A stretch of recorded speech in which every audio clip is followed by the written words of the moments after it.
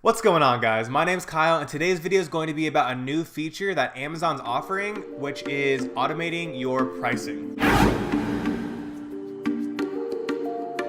So Amazon has this new feature out, which basically lets you automate your pricing depending on a number of factors, which can help if you have your own FBA store or if you're doing retail arbitrage, and I'll get into that and how you can set it up for yourself.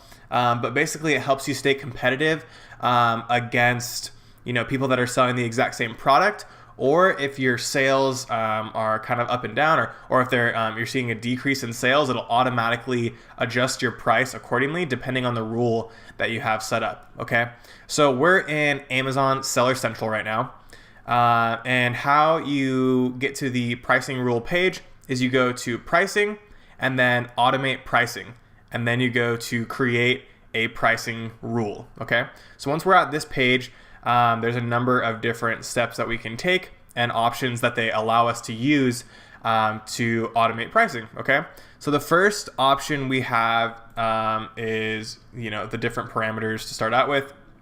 There's competitive or based on sales units. So if you're doing retail arbitrage, you would want to do competitive, and this is great because basically it'll help you to sell your items quicker, because you can set it up to always be in the buy box essentially, no matter what competition comes in. Okay, so competitive basically means that we're competing with people that are selling the exact same product or SKU. Okay, so there's like a product listing page, and then why this is good for retail arbitrage is because a lot of people are selling the same product under the same listing, right? Because we're all selling, let's say you're all selling a pair of JBL headphones.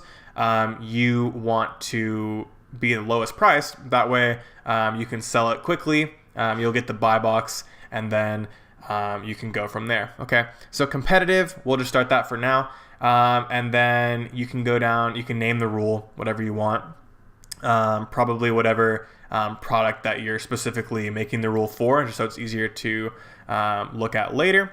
And then you can compare the price to the buy box price or the lowest price. So in this example we're doing for retail arbitrage, you would want to do lowest price, most likely, just because buy box price usually is the new item, and you don't want to compare it to the new item. You want to compare it to the lowest or used items. Okay. And then you can go in here and then stay below the lowest price of this a specified amount, or match the lowest price, or you can be just above the lowest price. So usually we either want to match the lowest price or be just below it. And then you can enter in a dollar amount or a percentage that you would want to change the amount, compared to the lowest priced unit. Matching the lowest price is probably just as good, so I would do that. But then you also want to, there's later steps that you'd be able to set a minimum or maximum price. So you'd want to set a minimum price just so you don't have someone kind of abuse the system and set their price super low and then have yours automatically change, and then you're losing money, right? So you want to match the lowest price, but you set a minimum price on step 3, which would prevent you from taking a loss on it, but you're still staying competitive within the niche that you're selling in, or that specific product. Okay. And then you can specify types of offers, so lowest price, and then only offers that are the same or better condition. So you don't want to be selling essentially a new product as like used like new. You don't want to be selling that for the same price as someone selling a worn product, or it's not the same condition. So that's a great option that they allow you to use.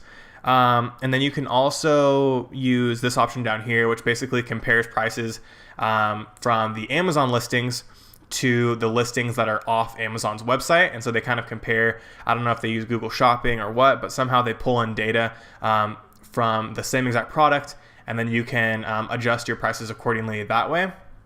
That's probably not necessarily the greatest for what we're doing for retail arbitrage or for your Amazon FBA, just because the whole point is to be buying it on another website for cheaper, selling it for more expensive on Amazon. So you don't want to be selling it for the same price that you bought it somewhere else, right? So that would be for retail arbitrage.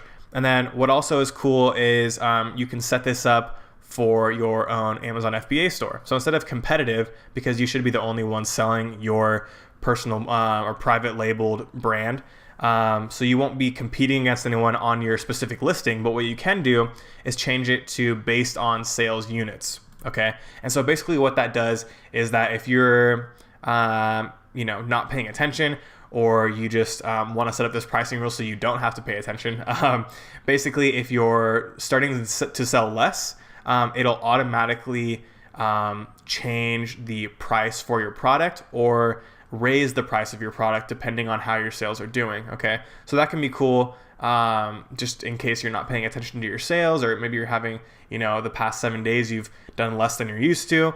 It'll automatically lower the price point, which, only like you would want to set it up only to be a slight adjustment down, but hopefully that would increase your sales and, move that way. Or you can obviously do all of this manually, but it's kind of nice to be able to set up this pricing rule. So for example, if the sales are below 10 units a day, then we want to decrease the price by maybe 5%. Okay, so that's just an example. You can obviously mess around with that. You can change it to how often the rule will run. So you can do it every 1 day, every 10 days, 15. So there's a lot of different options that you can do. After you have this, you just will click the SKUs that you want it to apply to, and then set those minimum and maximum prices. And then you'll just confirm the rule, and then you can turn it off and on whenever you please by just going to the pricing and automate pricing, and you'll see them there. But this is a cool new rule or option that Amazon just came out with. So I thought I'd let you guys know that it's here, just in case you want to. It's definitely probably better for retail arbitrage, just because if you have a ton of products, you can just set the rules and not worry about it, versus your own private labeled product. It's probably better that you personally are observing it and then adjusting the prices accordingly.